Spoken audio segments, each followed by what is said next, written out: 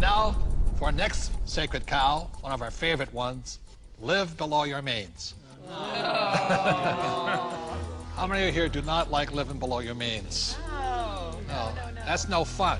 It kills people's spirits. And why would you want to live below your means?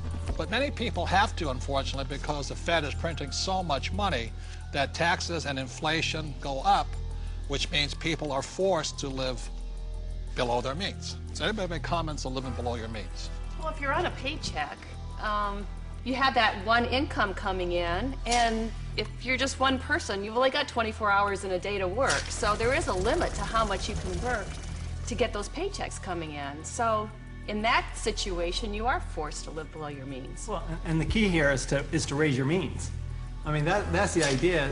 It's not that we want to, be in terrible credit card debt or something like that. Instead, let's raise our means, and so that we can live the way we want to live instead of living at this poverty level. So why is it that whenever somebody looks at, some advisor looks at if you want to handle your finances, the first thing they look at is how do you cut expenses? What does a financial planner tell you? The first thing they ask you is, what do you need to live on when you retire? They never ask you, what do you want? Time out. Robert and I definitely do not believe in living below our means. When we met in 1984, we had nothing.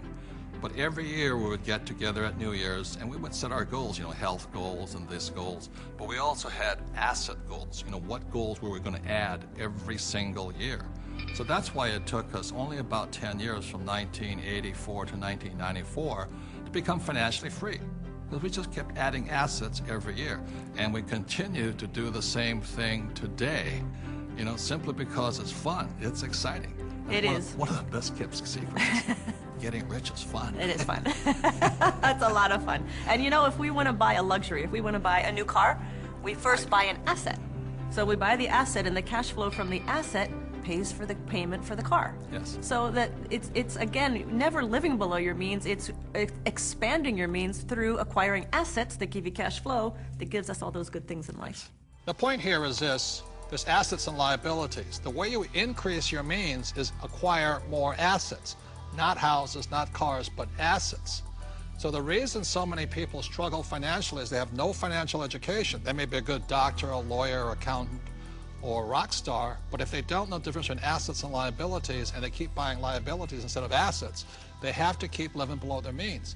And not even if you're single or not, if you're on a fixed income, if you're an E and an S, your income is limited.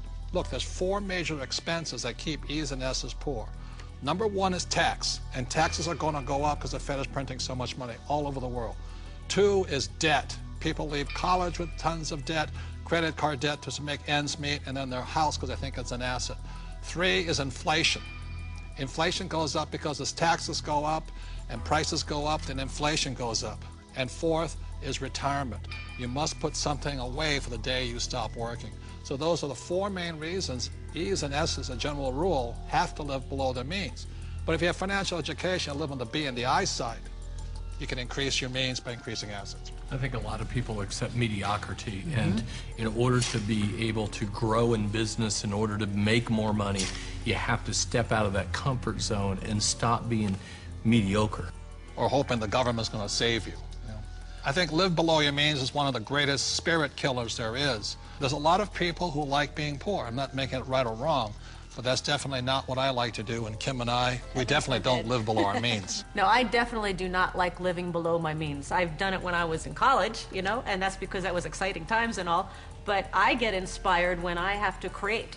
When I get put in a position where I need to create something new, not contract. I want to be bigger than I am, not less than I am. And I think people are being taught to be less than they are instead of inspiring people to be more than you are. Well, and that's the issue with the idea of a budget, right? A budget is all about cutting. It's all about slicing. It's all about being less than you are.